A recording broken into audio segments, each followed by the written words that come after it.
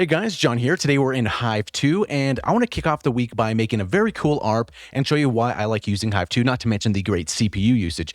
So first things first, let's go to a new preset here, and we just have a saw wave. And what's really cool to do is getting this alternate down over here, and let's drag this over here to the pan and give it just a little bit of depth, kind of like that, maybe like 42 or 43, something around there, it could be fine. So take a listen to what this does. Do you see how it kind of like bounces every other note between the left and the right speaker? Now this is just a little bit, we can go a little bit more. A little bit too much can be a little distracting, so maybe 50 or something like that could be okay. And once we turn on the ARP, for example, it kind of bounces back and forth a little bit here. So what we can do as well is bring down our cutoff, and I kind of like doing the clean synth engine for something like this. And start off with a little bit of resonance. And then now we can kind of go and start shaping our cutoff. So what's really nice about Hive is that right over here on this mod envelope, we can just turn this here and it already gives depth to our cutoff. And the envelope is right here below it here.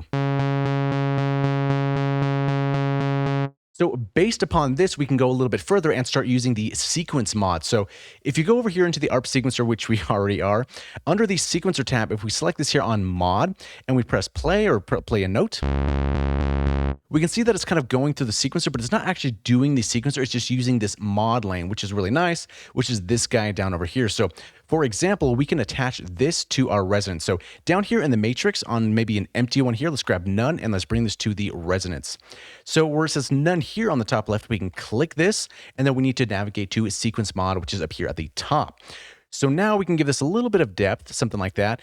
And now basically what this is doing is every step of our sequencer, so to speak, is giving a different value based upon this mod, which is then in turn modulating this resonance. So what we can do is, let's say we do something kind of drastic just so you can kind of see what's happening here.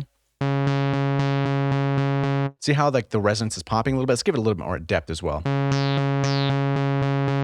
So we can basically automate or modulate something with a sequence mod lane in time with our track.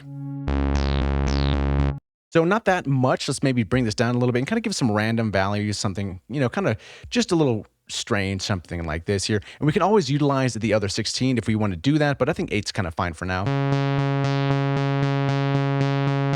Just so it gives us a little bit of difference and maybe increase our overall resonance a bit. And here on our main track,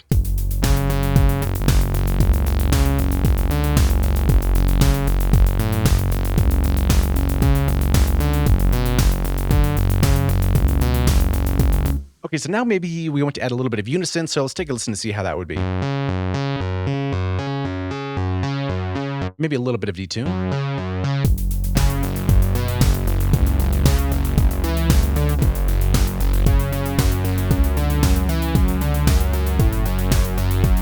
And it might be nice to add a little bit of sub here, so let's go ahead and add our sub and bring the volume down just a little bit. And already out of the box, this synth just sounds good. Really everything from Yuhi does.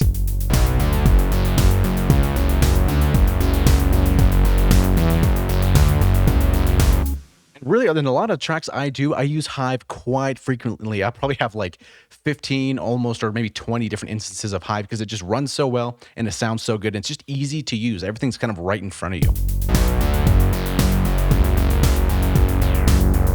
We can bring down our cutoff a little bit and maybe increase our mod envelope. And maybe a little key follow couldn't hurt.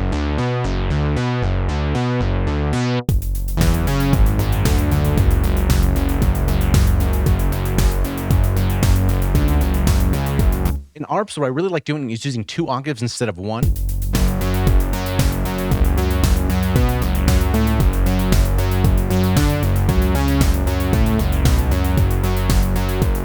Maybe now we can at least increase this pan here for our alternate just a little bit more. Okay, so next up, let's go to our effects here and kind of make something a little bit cooler here. So one of the first things I kind of want to do is bring our EQ up here to the top, go to the bass, go all the way to the left, maybe bring that down just a little bit. Let's get a little bit of that mud out. Next up, we can add a little bit of distortion and kind of excite it a little bit. And once we click this on here, really this default setting I kind of use quite often. I'll maybe change the tone just a little bit, but we just need a little bit of amount here. Just to kind of excite it a little bit. So without it,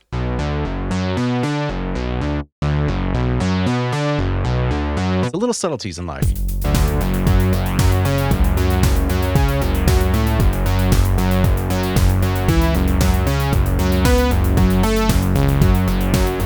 Okay, next up, we can even add a little bit of chorus. And I personally like the ensemble for a lot of my stuff. Bring down the wet a little bit, increase the depth, and drop down the rate to kind of make it sound a little bit more cohesive.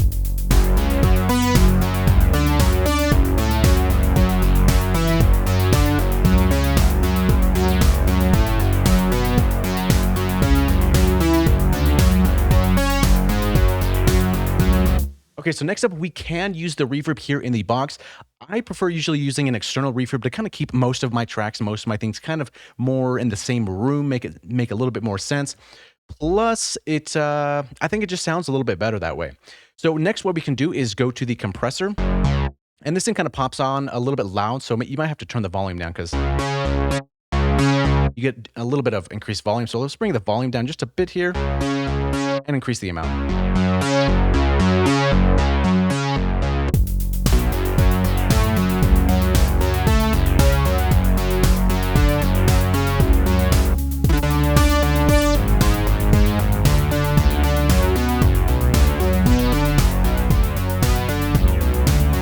And then now we can play off the delays, which is probably the most important part of this patch here. And I really like this delay module in here as well. So let's go ahead and turn this on here.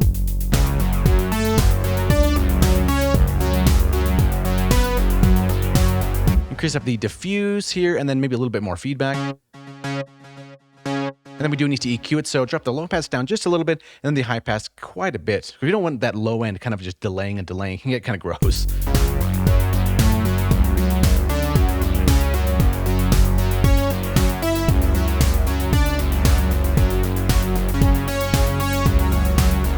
And if this is a little bit too low of an ARP here as well, by default, if you don't know this already, a lot of the UHE synths, I think all of them start off on a transposition of -12, so down 1 octave. So we can click this here and go to 0 if we want something like that, just kind of changing everything.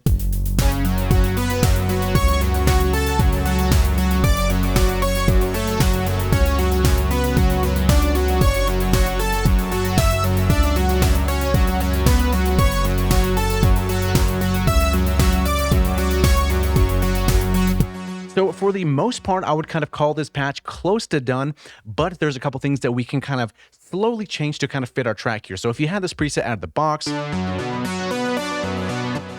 it's cool, but we can always make it a little bit more snappy if we'd like to, and that's something we would like to do in the envelope. So for example here, if we brought down our sustain on our amp, kind of dialed in our decay where we like it to, so it's a little bit more snappy, and we can kind of do something similar on the mod envelope as well, because that's the one moving the cutoff, right? And we can play something like this with the track.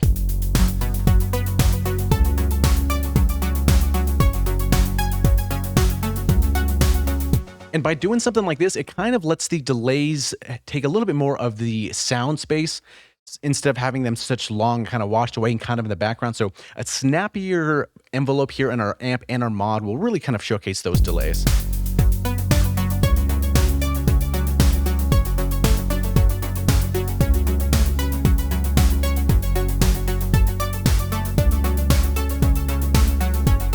And we can always increase our decay for both the mod and the amp and kind of have those a little bit more ringing out to taste, depending on what you want exactly.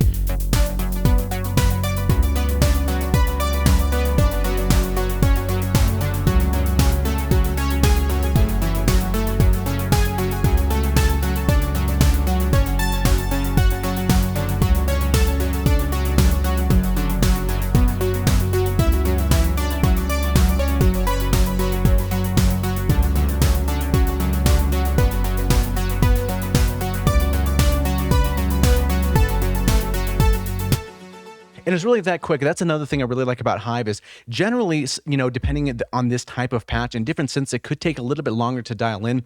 With Hive, it's super quick. We get our oscillators, give a little unison or however we do it, do the alternate on the pan, add some effects, and kind of just tighten it up a little bit. And a really cool part, if you're not really too familiar with Hive, is that we started here on the clean engine. We can switch between the normal and the dirty, which changes our sound a little bit and kind of gives us a little different vibe.